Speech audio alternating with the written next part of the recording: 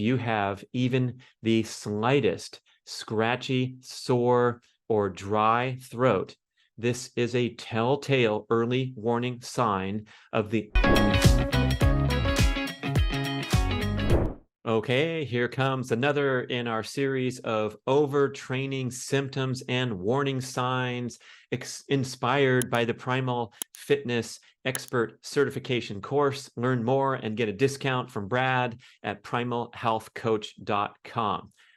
We talked last time about things like excessive thirst, easily overheating, inappropriate overheating, frequent urination, especially at nighttime, and sodium-potassium imbalances leading to symptoms like headaches, muscle aches, spasms, and cramping. And so to go deeper into that, the symptom I'll address first on this show: muscle twitching, cramping, and transient muscle pain at rest. Overactive fight or flight mechanisms are sort of getting you ready and edgy for battle while you're sitting at your work desk or trying to watch a show and relax in the evening and come down off the many stress-producing stimulation that you experience in busy daily life. So instead of recalibrating back to homeostasis, where your muscles are in a calm state, your muscle tension is too high, and this is affecting your stress-rest balance, and revealed by things like muscle twitching, cramping, and transient muscle pain. It's like the statue of David getting ready for battle with Goliath. He's twitchy. He's a little dysregulated. Okay, so you should be able to tone down your muscle activation at rest and relax until it's time to go and warm up and do your next workout 12 hours later. If that's not happening, imbalances in the fight or flight mechanisms. Next is skin problems, things like acne, rashes, excessively dry skin, itchy skin, eczema, rosacea, vitiligo, hives, psoriasis, and other inflammatory skin conditions indicate systemic inflammation driven by excess fight or flight stimulation. Possibly indicate, I could say, of course, there's other causes like food allergies that can exacerbate skin conditions. So what we're looking for is something that's occurring beyond baseline. Acne is a good example, and a lot of athletes, young male athletes, will break out when they've pushed it too far in training due to that chronic overstimulation of stress hormones, promoting chronic inflammation, including of the huge organ known as the skin on your body. Next, we're going to go to one of the big ones, man. This thing has governed my life and my training decisions for many, many years, after learning too many times the hard way when I was a youth, that if you have even the slightest scratchy, sore, or dry throat, this is a telltale early warning sign of the impending common cold. It also suggests that you've been engaging in overly stressful exercise and lifestyle patterns. Don't tell me it was because you grabbed the handle at preschool and that's how come you got a cold. The reason you got a cold is not exposure to germs. The germs are everywhere all the time.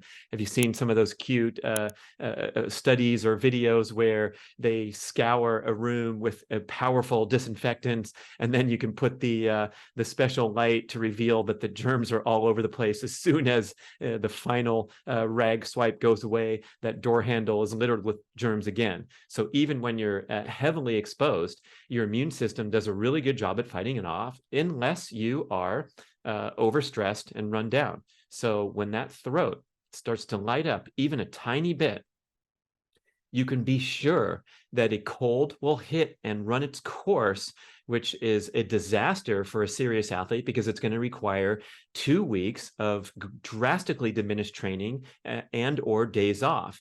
However, if you can pull the plug on your life and rest, and fast is another recommendation that I have when you experience mild symptoms of illness like an impending cold.